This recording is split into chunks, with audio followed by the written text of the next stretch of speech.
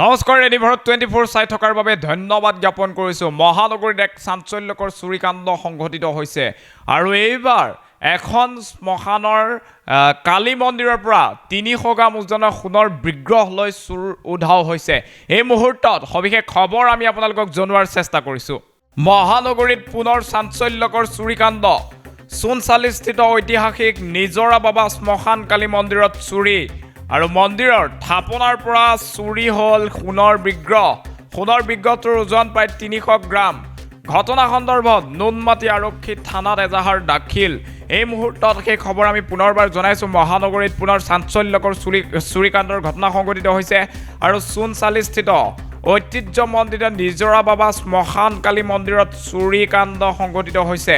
15 বছৰে যি পূজা অৰ্চনা কৰি থকা সোণৰ বিগ্ৰহ আছিল, সেই বিগ্ৰহ চোৰে লৈ উধাও হৈছে আৰু এই মুহূৰ্তত সেই দৃশ্যাংশ আমি আপোনালোকক দেখুৱাই আছোঁ। এই ঐতিহ্যমণ্ডিত নিজৰা বাবা শ্মশান কালী মন্দিৰ আৰু এই মন্দিৰত থকা যি বিগ্ৰহ আছিল সোণৰ বিগ্ৰহ, সেয়া চোৰে চুৰি কৰি লৈ যায় আৰু এই মুহূৰ্তত মন্দিৰৰ পূজাৰীৰ মন্তব্য আছে, মন্তব্য আপোনালোকক শুনোৱাৰ চেষ্টা কৰিছোঁ।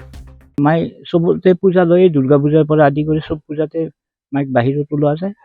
কামাখ্যা ধামত নিওঁ, ক'ৰবাত নিওঁ, তেনেকৈ মঠ মন্দিৰবিলাকত মাই ঘূৰি ফুৰে।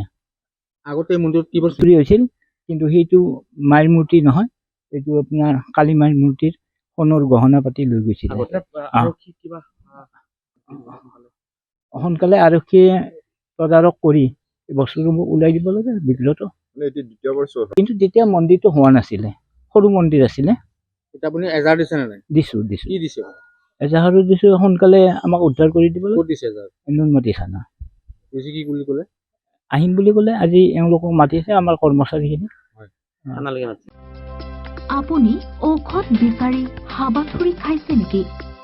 যদি খাইছে তেন্তে এতিয়াৰে পৰা আৰু চিন্তাৰ কাৰণ নাই, কিয়নো আপুনি বিচৰা ধৰণৰ সকলো ঔষধ উপলব্ধ থাকিব নমন মেডিকছত। নমন মেডিকছত অধিক পৰিমাণৰ ঔষধ ক্ৰয় কৰিলে আপুনি পাব 10% ৰেহাই। কিছু দিনৰ পাছত নমন মেডিকছত উপলব্ধ হ'ব সকলো বিভাগৰ অভিজ্ঞ চিকিৎসক। গতিকে দেৰি কিয় কৰিছে? আমাৰ ঠিকনা গণেশগুৰি স্বৰ্গীয় খগেন মহন্ত পথ, দিছপুৰ পলিক্লিনিকৰ বিপৰীতে।